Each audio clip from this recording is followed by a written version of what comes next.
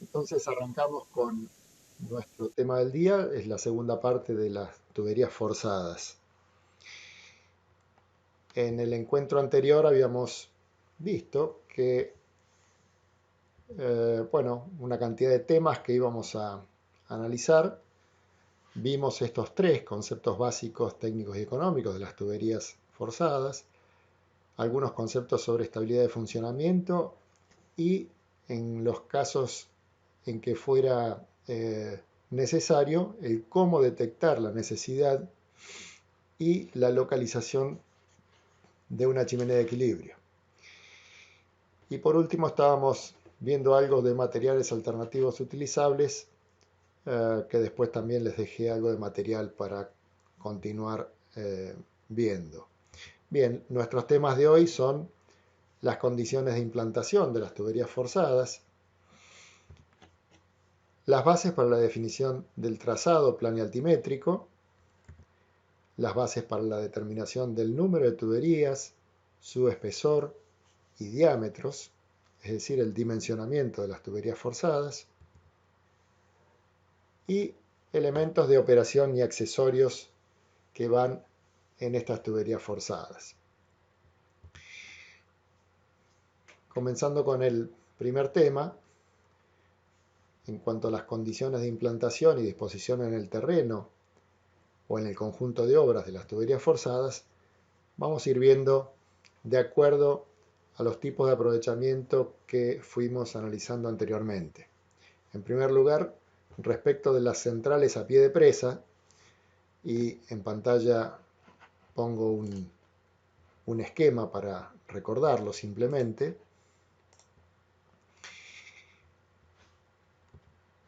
La disposición típica para las presas de gravedad maciza, en casos de este tipo de aprovechamientos, es con tuberías empotradas en un macizo de hormigón, en las que la toma suele ir en el paramento de aguas arriba de la presa. Luego tenemos una transición y un tramo corto embebido en el hormigón de la presa y un tramo exterior descendente apoyado sobre el paramento de aguas abajo, revestido o al aire. Esta es una disposición típica, no necesariamente única, según vamos a ver, que podemos identificar en estos casos de esta presa en Panamá, por ejemplo. Entonces vemos que entre dos niveles de embalse, que serán máximo y mínimo, se puede producir la oscilación normal de este embalse. Por debajo de esto vamos a tener la obra de toma, la embocadura, un tramo de transición. Tenemos las guías por donde van las compuertas, luego o eventualmente recatas para ataguías. En este caso, en esta segunda guía podrá ir la compuerta. Hay un elemento que está aguas abajo, que concretamente se trata de un orificio para permitir el ingreso de aire. Aprovecho para describirlo esto. Ese orificio que permite el ingreso de aire, lo que consigue es que se pueda vaciar la tubería con la compuerta cerrada y el aire va ingresando a cambiar el agua por el aire precisamente en el interior de la tubería. Cuando se produce el llenado de las tuberías, ese mismo orificio contribuye a dar salida al aire mientras se va llenando la tubería forzada. Bien, como veíamos en la pantalla anterior, tenemos un tramo de transición, se atraviesa prácticamente la presa adentro de la misma. En este caso, bueno, la figura no nos alcanza para detectar si este tramo de tubería en bajada está sobre el paramento de aguas abajo o está incorporado al cuerpo de la presa.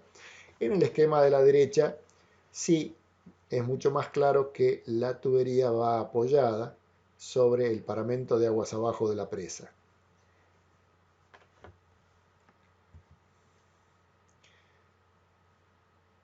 Siguiendo con las centrales a pie de presa, en caso de que la presa no sea maciza, sino una presa de gravedad, pero de contrafuertes.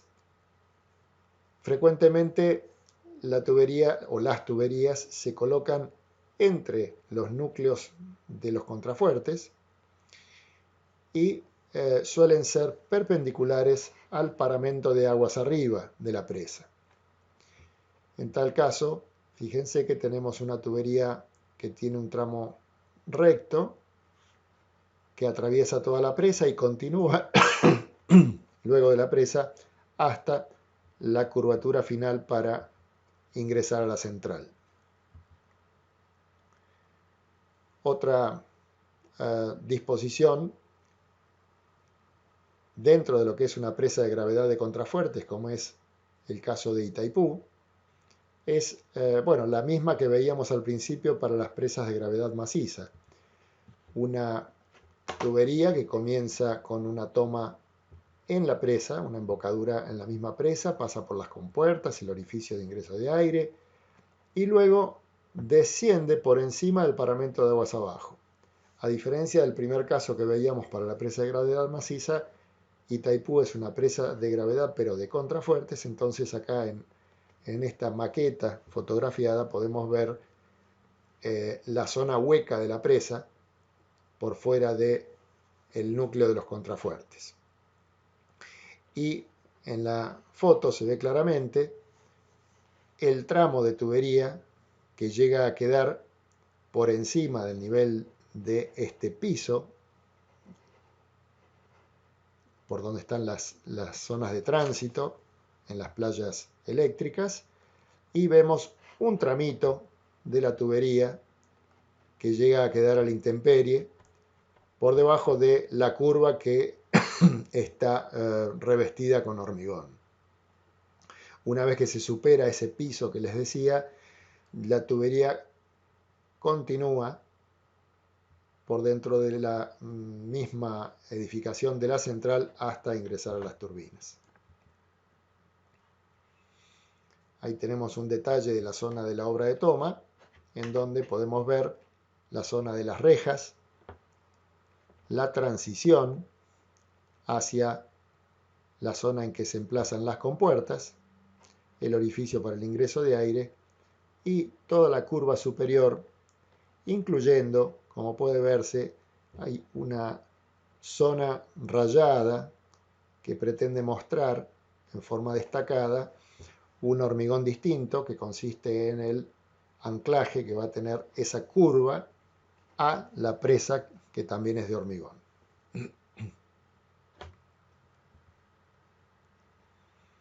En el caso de las presas bóveda, la disposición de las tuberías forzadas suele ser un poco más compleja, especialmente por la curvatura vertical que suelen tener estas presas. Dentro de las presas bóveda ya vamos a ver en construcciones hidráulicas que tenemos las de simple curvatura o de doble curvatura. Las de simple curvatura tienen esa curvatura en el plano horizontal y las de doble curvatura además tienen una curvatura en el plano vertical que justifica esta complejidad que digo que suelen tener las tuberías forzadas para ser emplazadas en estas presas. Es bastante normal tener casos con tuberías empotradas a la presa, como esta que vemos en la figura, directamente metida en el cuerpo de la presa, embebida en el hormigón de la presa. Fíjense que en este caso todo el tema de las guías para el desplazamiento de rejas o de compuertas es inclinado y tiene que adaptarse de alguna manera a esta forma de la presa con curvatura en el plano vertical. Otra disposición es de tuberías adosadas al paramento de aguas arriba, o sea que la tubería no está incluida en el cuerpo de la presa como veíamos en el caso anterior. Esta es una presa un tanto más esbelta, con menor espesor de hormigón y por lo tanto las tuberías se han adosado al paramento de aguas arriba, pero no le restan cuerpo a las ménsulas de la presa. La tubería entonces baja con la misma curvatura que tiene la presa hasta un codo inferior para tomar la dirección prácticamente horizontal hacia las turbinas. Otro caso es el de las tuberías adosadas al paramento de aguas abajo y no al de aguas arriba. Este es el de una gran presa que hay en Rusia, que es Sayano-Chushenskaya, presa que ha dado que hablar varias veces por distintos problemas que ha tenido, en un tiempo en el aliviadero y en otro tiempo en la misma central hidroeléctrica, que ha tenido accidentes importantes. En este caso, como pueden ver, se trata de una presa de arco gravedad, tiene curvatura en el plano horizontal básicamente, en el plano vertical viene a ser una suerte de, como si fuera una presa de gravedad, pero muy esbelta, y las tuberías forzadas están adosadas al paramento de aguas abajo. Es como que sobresalieran y están forradas con hormigón en el paramento de aguas abajo de la presa. Otra disposición posible en presas bóveda es mediante tuberías rectas, como vemos en esta figura, inclinadas hasta otra vez el codo, en donde tomamos la dirección prácticamente recta y horizontal hasta las turbinas. En este caso se presenta un problema de deflexión radial que obliga a que el sistema de juntas que haya en esta tubería deba contemplar acortamientos y alargamientos motivados por el movimiento que tiene la presa en función de la cota del agua en el embalse. Ustedes saben que cuanto más alta sea la cota del agua en el embalse, mayor será la presión hidrostática ejercida contra la presa y la presa tendrá sus desplazamientos hacia aguas abajo, respondiendo precisamente a los esfuerzos que debe soportar. Bien, cuando cambiamos del esquema del aprovechamiento analizado y consideramos las centrales distantes de la presa, podemos considerar distintas situaciones también, pero en general una muy común es la tubería forzada dispuesta a la intemperie. En este caso, la tubería será aérea y apoyada en silletas de acero o de hormigón. Vamos a tener una suerte de viga continua formada por la tubería que va apoyada en estas silletas que constituyen apoyos de la misma. Ya vamos a ver en el esquema estructural de estas tuberías forzadas, tendremos estructuras que hacen de apoyo y que toman esfuerzos transversales a la tubería, y otros como este macizo de hormigón que estoy señalando, que son anclajes y que también toman esfuerzos axiales, esfuerzos que van en forma longitudinal en la tubería. En el esquema de la izquierda tenemos la representación de una pista, en este caso, por donde van armados los apoyos o silletas que veníamos mencionando para sostener la tubería. No es este caso de la pista en hormigón como está esquematizado, no es el de la figura en el cual en cada apoyo tendremos o tenemos en esta figura una altura distinta porque va siguiendo la topografía natural del sitio.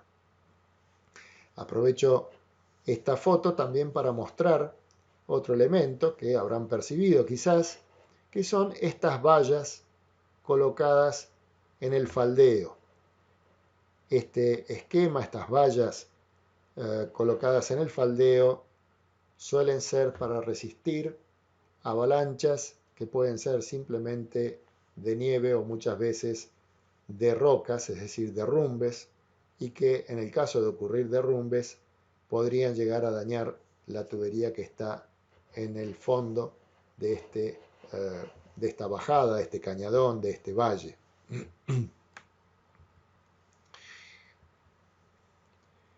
Las tuberías entonces pueden estar dispuestas sobre el terreno, tal es el caso de la figura, o dispuestas en trinchera. Sobre el terreno, bueno, acá tenemos otro caso más que vuelve a mostrar una tubería dispuesta con la mínima, casi nula, alteración del terreno natural.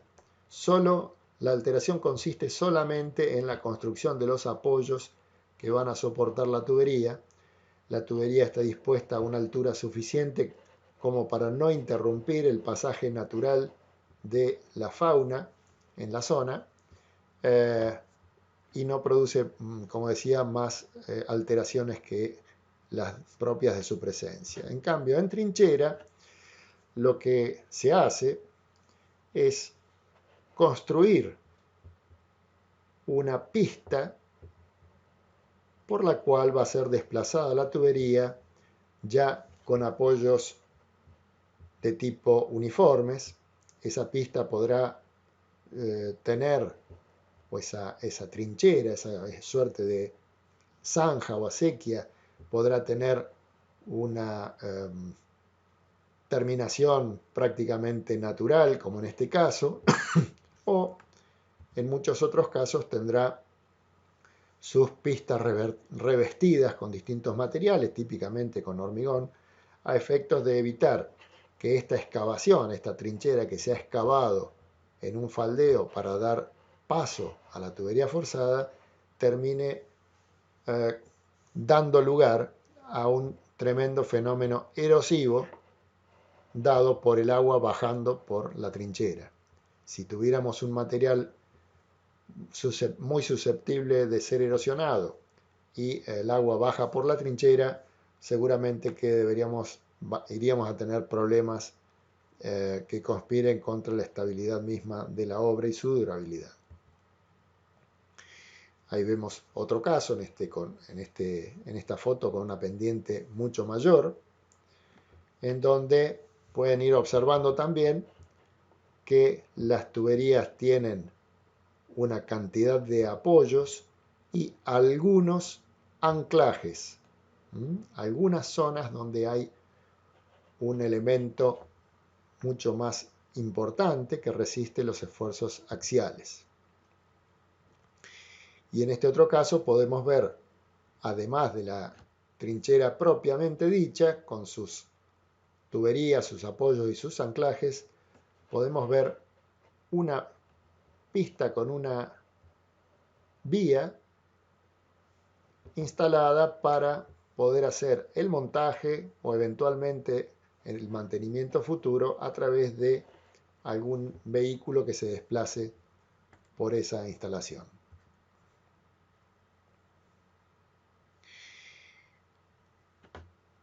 Ahí tenemos, bueno, el mismo esquema de antes que muestra un típico revestimiento de la trinchera con acequias laterales destinadas a colectar el agua que baja por el faldeo recortado y conducir esa agua sin que genere erosión.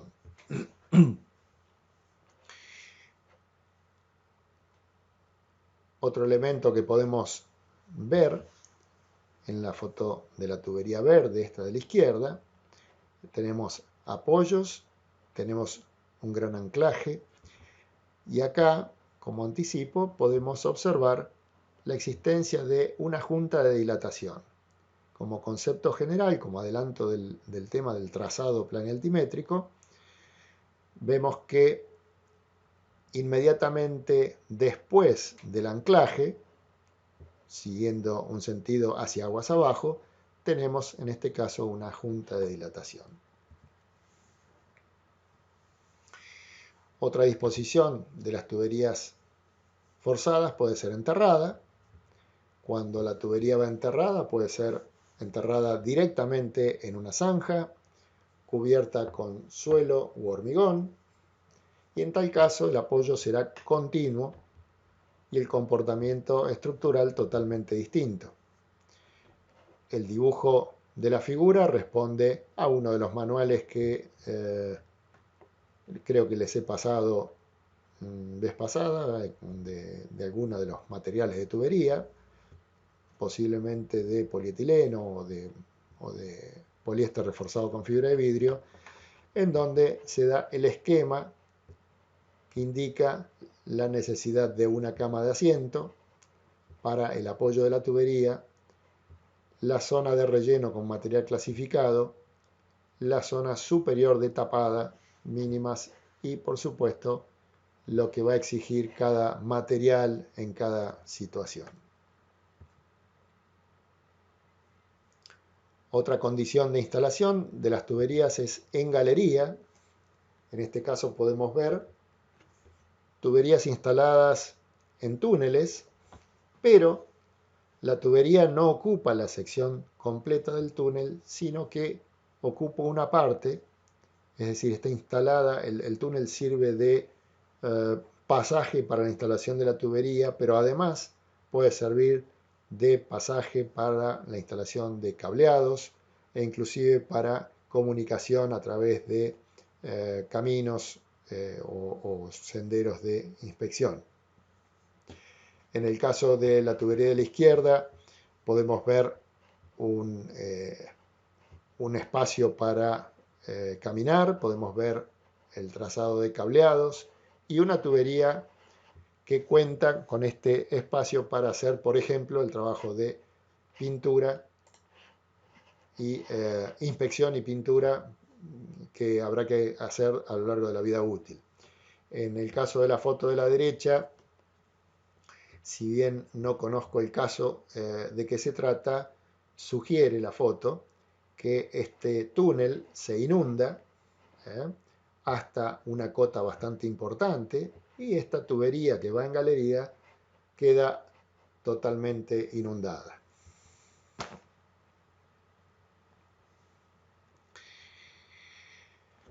La otra forma de ser dispuesta en el terreno de las tuberías forzadas son las tuberías subterráneas, ya sea en pozos verticales o con un trazado inclinado, que pueden llevar o no revestimiento o blindaje.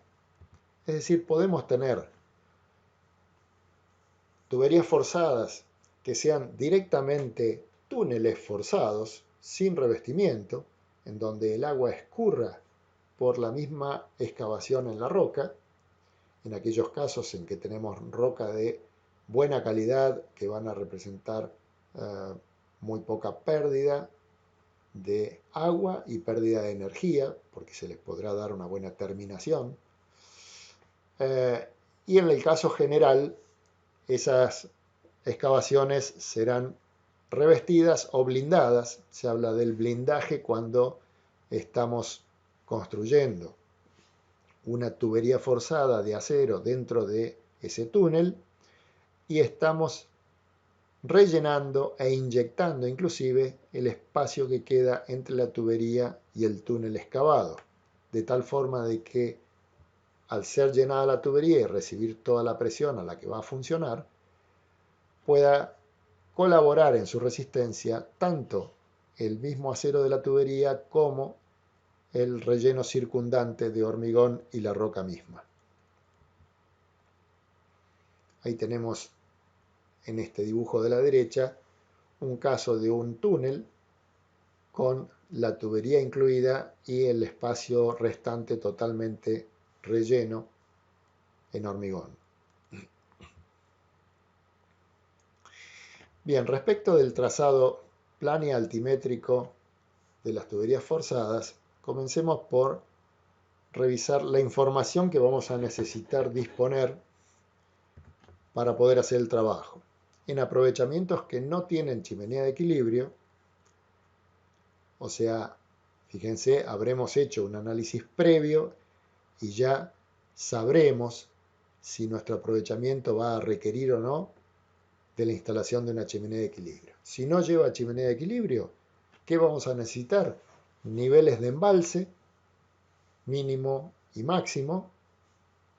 Vamos a necesitar la cota y las características de la obra de toma, que habrá de ser diseñada por debajo del nivel mínimo de embalse.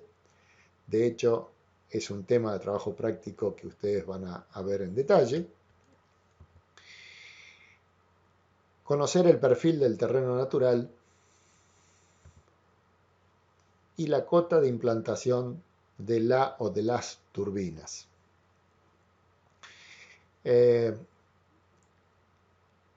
Hago una salvedad, estoy hablando del perfil del terreno natural porque, tal como muestra el dibujo de la derecha, estamos considerando las centrales alejadas de la presa. El caso de la central a pie de presa ya lo vimos como un caso más sencillo de alguna manera, en el que los emplazamientos nos obligarán a elegir por alguna de las soluciones, pero no tendremos que realizar un trabajo de diseño del trazado planealtimétrico. En cambio, cuando la central hidroeléctrica está alejada de la presa, ahí sí nuestro trabajo de definición del trazado planealtimétrico será más importante.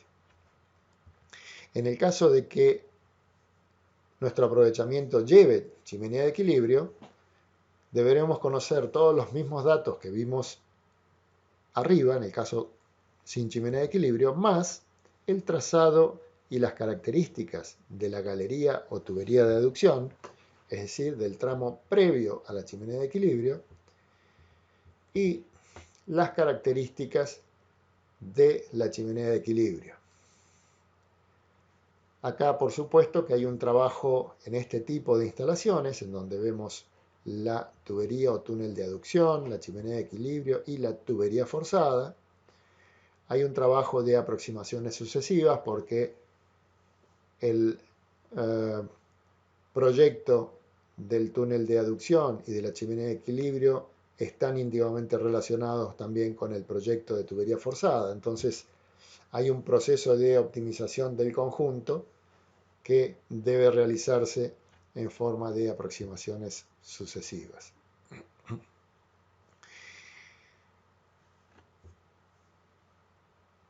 Un tema fundamental en el trazado planealtimétrico es el de tener la debida atención respecto de la posición relativa de la línea piezométrica. Nosotros vamos a hacer nuestro estudio, vamos a imaginar un trazado, supongamos cualquiera, no importa por el momento. Vamos a poder trazar nuestra línea de energía con las corrientes pérdidas que correspondan a la situación de la central funcionando a caudal máximo, que será la situación en la que mayores pérdidas genera, y por debajo de esa línea de energía vamos a tener distanciada con la altura cinética, el b cuadrado sobre 2g, la línea piezométrica o de presiones. Esta línea de presiones debe estar siempre, y esto parece una pavada, pero en algunos casos se puede cometer un error muy grave, debe estar siempre por encima del trazado físico de la tubería. Que la línea piezométrica corte a la tubería significará que en el tramo en que la tubería vaya por encima de la línea piezométrica tendremos presiones relativas negativas. Y la tubería forzada, las tuberías a presión, son estructuras que tendrán un comportamiento previsto para soportar grandes presiones interiores, quizás, pero no están diseñadas para soportar presiones exteriores. en cuyo caso podrían pasar cosas como la que muestra la foto. La succión en una tubería puede producir inmediatamente su aplastamiento, y el aplastamiento, la rotura, el colapso de la tubería e inclusive, en algunos casos de suma gravedad, un aluvión, porque el agua que va por la tubería se va a escapar de esa conducción, un aluvión que podrá generar un daño importante en alguna zona indebida. Un caso típico en que este análisis será fundamental es el de los largos trazados de tuberías forzadas, ya que la línea piezométrica en estos casos va a ir descendiendo y una zona crítica será justamente la zona previa a aquella en que la tubería forzada toma una gran pendiente. Entonces, cuando estamos en estos casos, habrá que estar muy atentos a que la línea piezométrica no cruce el punto o no cruce la tubería en esta zona. ¿Qué pasaría si se nos diera esa situación en que estamos analizando nuestro proyecto y la línea piezométrica cruza a la tubería? Bueno, es muy simple en realidad. Las soluciones pueden ser dos. O logramos que la línea piezométrica vaya más arriba o logramos que la tubería vaya más abajo. Que la línea piezométrica vaya más arriba significaría que haya menos pérdidas en el túnel de aducción, sobre todo, y por lo tanto que le demos mayor diámetro en principio o menor rugosidad, pero fundamentalmente mayor diámetro, de tal forma de reducir la velocidad en el mismo y con ello reducir las pérdidas. La otra solución es la de adoptar un trazado de mayor profundidad en la tubería o túnel de aducción. La tubería forzada produce, por ejemplo, un aplastamiento o una rotura por cualquier otro motivo y una luz que podría llegar a venir directamente hacia la central hidroeléctrica. No sería el caso del esquema de la izquierda, en donde la tubería tendría, en caso de romperse y de bajar el agua por el trazado de la tubería, tendría una dirección que no llevaría por delante a la central en principio. Por supuesto, a revisar, como les digo, en cada caso específico que se esté trabajando.